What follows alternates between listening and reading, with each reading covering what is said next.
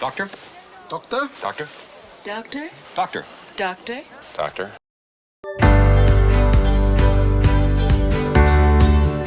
For all the things Silvio Ballesteros is known for, his shot-making genius probably stands at the top. A 3-wood from under a tree, from his knees, no less. A nifty 9-iron over a wall, through a forest, over a pool to the front of the green. So how does one get creative with their clubs and shots? Well, one way is trial and error. Before Silvio became the artist that we came to know, he was a kid with nothing more than a 3-iron. Started playing with my 3-iron, and that really helped me to think and to use my hands around. Limiting his selection of clubs increased his need to become more creative, increased his need to find more than one way to hit that one club. I'm going to play a 3-hole stretch here with just my 3-iron to give you a taste of what shots you may face if you decide to give this a go yourself. So starting on a par 3, 163 yards, pin is short left. Yeah, the best thing for me to do here is land it short and let it run up if I want to try and get it close, or just put something in the middle of the green. Middle of the green here is not that bad. First shot is pretty straightforward. Didn't try and curve the ball, didn't try and lift it up any higher, didn't try and bump it down any lower.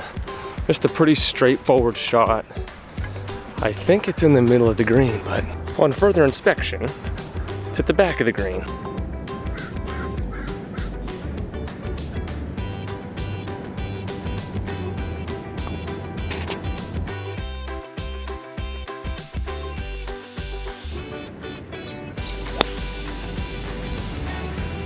So we got a par 4 straightaway here on this one. The tee shot, same thing, just straight down the middle, but it's the second shot. The pin is tucked back on the left around water. And so what I'm gonna try and do is just put something at the front of the green or the middle of the green, but I need to work it right to left.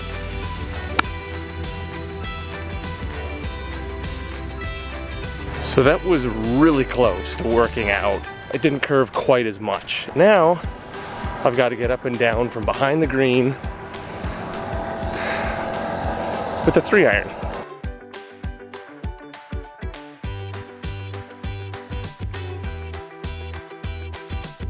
Well, those are always nice. That was going pretty hot. We got another par 3 coming up here. This one is a tricky one because it's a 3-tiered green. 168 to the pin, which means if I could land this 150 and let this roll out 20 yards, that'd be perfect. Well, so far the golf gods are being really nice to me. I think that one just skirted the pin. We got a birdie putt. Perfect.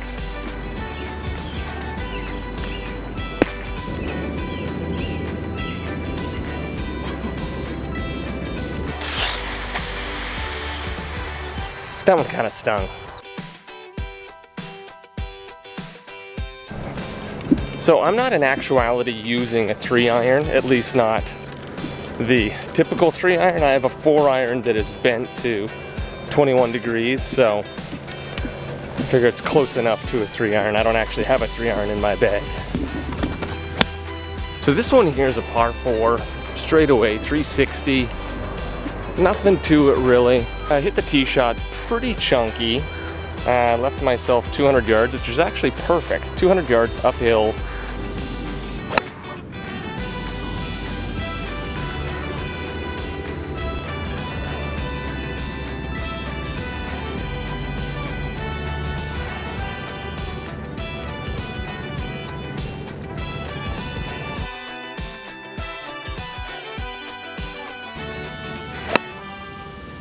So we got a par 5 here, 495 yards, not a long one by any stretch, but this is where you got to be strategic on where you're going to place your tee shot. I totally blew my tee shot to the right. Where you're going to place your second shot, because it's the third shot, especially with the 3-iron, there's one that could cost you or it could make you look like a hero.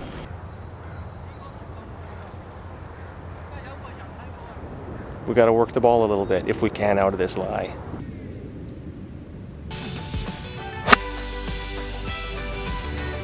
I actually got the ball to curve left to right out of that thick lie, which is a little surprising. So I'm left with 119. I gotta go over some bunkers, but I think I have a lot of fairway between the fairway bunker and the pin, so I should be able to loft it up over and let it run out, I think.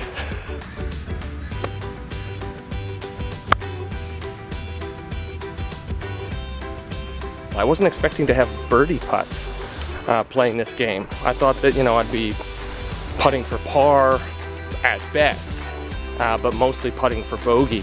But I've got legitimate birdie shots on these holes, including this one.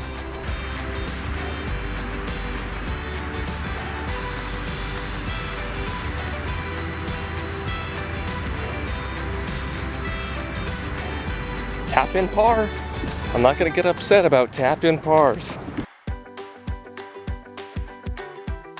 I said we were gonna play 3 holes, but we're playing a few more than that. We're actually doubling it. We're playing 6 holes. This is just too much fun.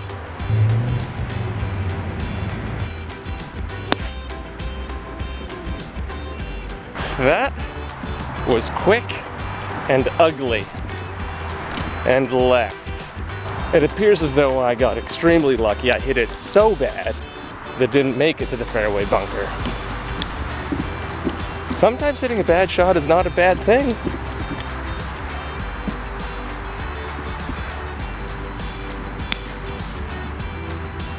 Give you one guess as to where that went.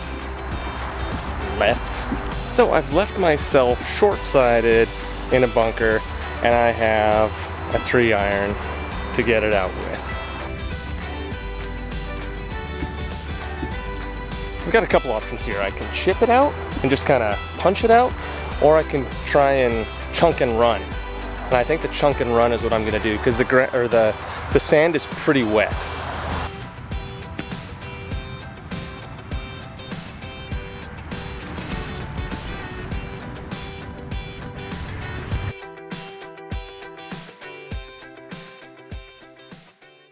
I almost saved bogey.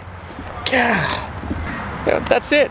6 holes, 1 over after 6 holes with nothing but a 3-iron. I did use my putter. I'm not sure if Sevilla had a putter or not, but did use my putter. It made sense. But I'm pretty happy with that. And it makes you think around the golf course. Where do you want to lay up to? What kind of shot do you want to hit? How do I have to play this shot into the green? How do I have to play it off the tee? How do I have to play it from a bunker? I mean, things you don't usually think about when you're hitting a 3-iron. Please be advised that carrying the shanks, skanks, hosel rockets, whiffs, flubs, muffs, hooks, slices, chunks, thins, yips, 3-putt, 4-putt, top, skyball, or worm burner does not happen from osmosis, wishing, club throwing, swearing, or asking nicely of your ball. The only real cure for golf improvement is taking the doctor's prescription and getting to it.